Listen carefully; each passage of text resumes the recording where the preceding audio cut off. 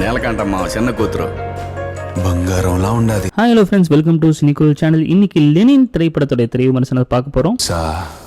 யுத்தம் கூட பிரசாந்தంగా செய்யாலனே.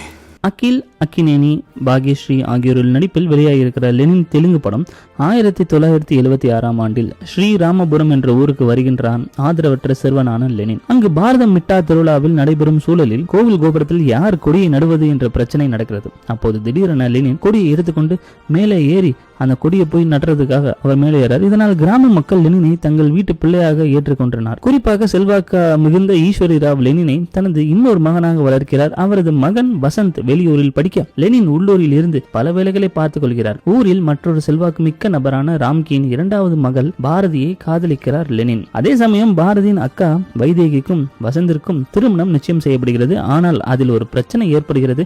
அதன் விளைவாக லெனினுக்கு எதிராக ஒரு சூழ்ச்சி வலை பின்பட அவர் என்ன செய்தார் என்பதை இந்த படத்தோட மீத கதை. நடிகர் நாகார்ஜுனா தனது மகனை மாஸ் ஹீரோவாக்க வேண்டும் என்ற முயற்சியில் தானே இப்படத்தை தயாரிக்கின்றார்.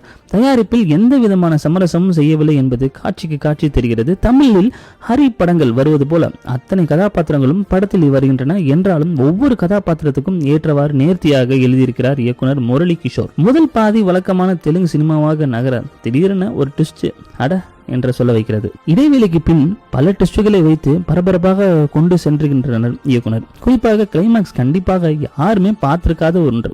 இயக்குனர் முரளி கிஷோர் முடிச்சுகளை கட்டவிழ்த்த விதம் அருமையா இருந்துச்சு. மாஸ் ஈட்டு கொடுக்க வேண்டும் என்ற முனைவில் அகில், அக்கினேனி கடினமாக உழைத்திருக்கிறார் என்று கூறவே வேண்டும். லெனின் கதாபாத்திரமாகவே அவர் வாழ்ந்து இருக்கிறார். சென்டிமெண்ட், ரொமான்ஸ், ஆக்ஷன் என எல்லா ஏரியாலையும் புகுந்து விளையாடி இருக்கிறார் லெனின். தனியாக காமெடி மட்டும் செய்துவிட்டால் அப்பா நாகார்ஜுனா இடத்திற்கு வர வாய்ப்புள்ளது.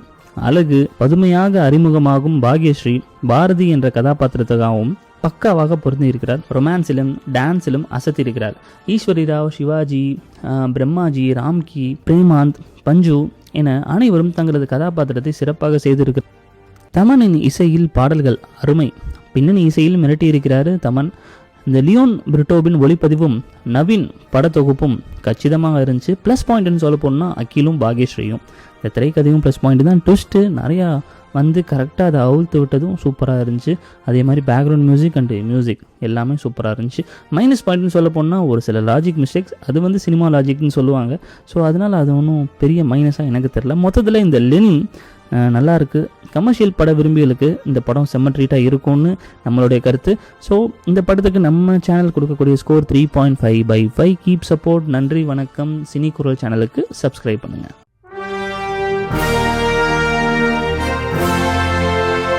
சினிமா ரசிகர்களே, சினிமா கூத்துக்கு எங்க குரலு, இது சினி குரலு. ஆமா, எங்க சேனலை சப்ஸ்கிரைப் செஞ்சு ஆதரவு தாங்க.